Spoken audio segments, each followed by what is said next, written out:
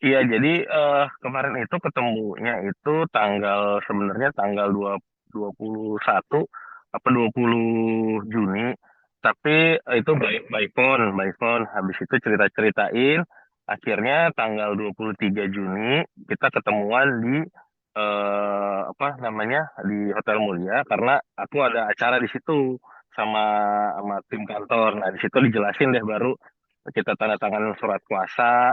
Terus saya bilang ini persiapan aja kalau memang nanti mau mengajukan apa upaya hukum, yang penting surat kuasanya ada dulu gitu. Itu tanggal 23 Juni. Terus ya udah diceritain semuanya dari A sampai Z seperti yang di spill di apa namanya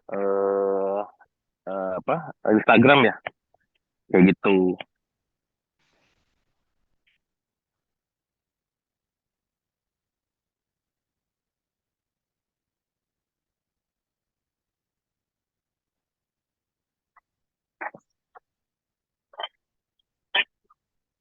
Ya sebenarnya kan kita kan udah lihat kita teliti dulu tuh berkas-berkasnya, terus apa-apa aja syarat-syarat untuk mengajukan. Nah itu lagi dalam tahap kita verifikasi semua, divalidasi dulu bukti-buktinya supaya nanti nggak salah-salah. Nah tapi juga di tengah-tengah ini kan kita lihat apakah memang ada masih peluang untuk rujuk atau enggak, kita lihat lagi sembari berjalan gitu.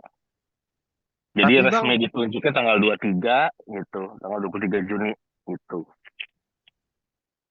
Mau dicurhat pastinya apa sih bagaimana prosedur-prosedur bercerai itu bagaimana, apa-apa aja yang harus dipersiapkan. Terus dampak psikologis ke anak bagaimana, terus dampak bagi nafkah dari suami itu bagaimana, lebih ke tanya-tanya itu dulu gitu. Jadi tapi kita kasih briefing, kita kasih konsultasi ya. Lady siap dulu untuk apa namanya menghadapi semua itu dulu dipikirkan matang-matang gitu. Cuman penunjukannya saya bilang kalau aku udah surat kuasa nggak apa-apa, yang penting ditandatangan dulu, udah sepakat baru nanti kita obrolin lagi ke depan langkah hukumnya. Siapa tahu berubah kan gitu ya. Kan eh Mbak Lady ini kan memikirkan dari berbagai sisi sih. Jadi nggak emosi doang, tapi lebih tenang seharusnya nanti itu psikologisnya ngejalanin. Itu sih sebenarnya. Mbak Lady sih belum ada info-info ke kita ya.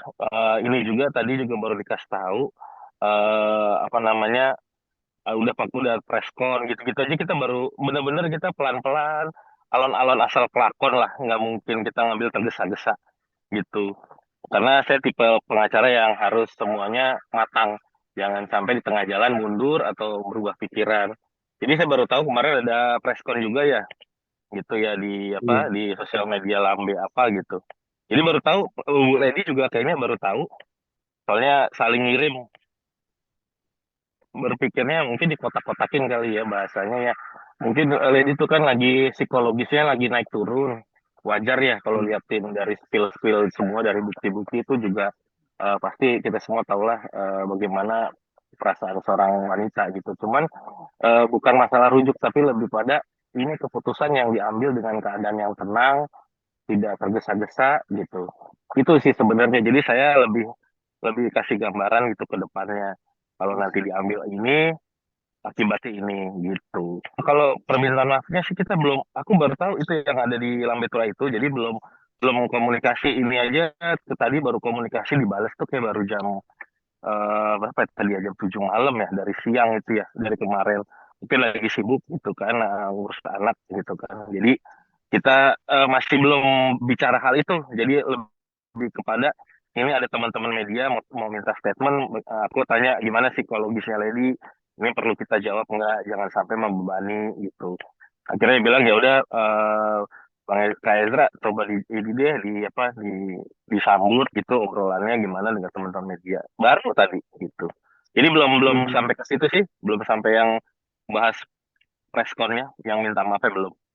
Ini kalau itu itu punya oknum S gitu ya, ya kita tanya dulu nggak oknum S-nya itu merasa itu bukan pernah nggak mereka ada satu apa namanya eh, satu yang dikasih tahu dan satu yang memberitahu gitu kan. harus ada dua dong, nggak ada asap nggak ada api.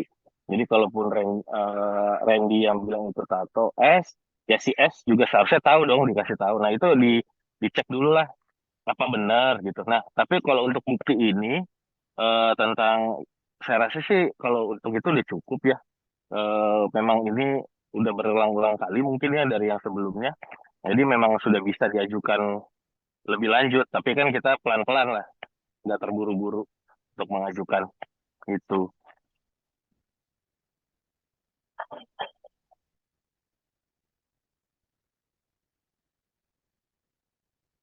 Belum, belum, belum, belum sampai sana sih, belum sampai sana.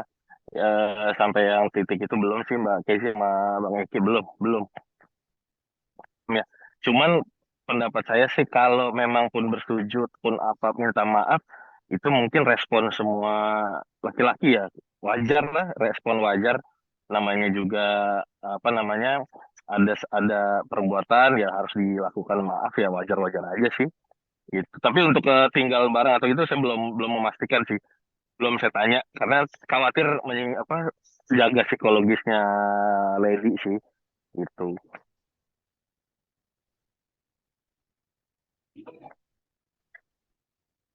Waduh, tertekan banget itu. Itu pelan-pelan, pelan-pelan banget ceritanya dan matanya gitu ya. Kurang lebihnya waktu Hmm. itu matanya sembab banget, kurang fokus gitu ya. Jadi untungnya memang ada istri saya, jadi karena mereka temen, jadi mungkin itu bisa jadi lebih cair. Tapi secair-cairnya mas saya masih sembab, masih masih kurang fokus juga sih gitu. Ya Mungkin memprihatinkan lah kondisinya. Secara apa? pastinya sih anak ya, itu udah pasti ya. Karena Mm-mm. pasti harus dipikirkan masa depan anak, terus juga nanti bagaimana mengurus anak, bagaimana apakah Lady harus bekerja. Jadi kita pikirkan dari sisi aspek bagaimana nanti Lady bisa maju untuk menjaga anak-anak gitu ya. Itu sih intinya yang dipikirkan mendalam dari tim kuasa hukum juga, kasih gambaran itu ke Mbak Lady gitu. Mungkin kalau itu bisa tanya ke Lady langsung, tapi kalau dilihat dari ceritanya sama yang kemarin itu, yang ketemuan itu memang memprihatinkan sih ininya, kondisi psikologisnya ya gitu kalau menurut saya pribadi sih.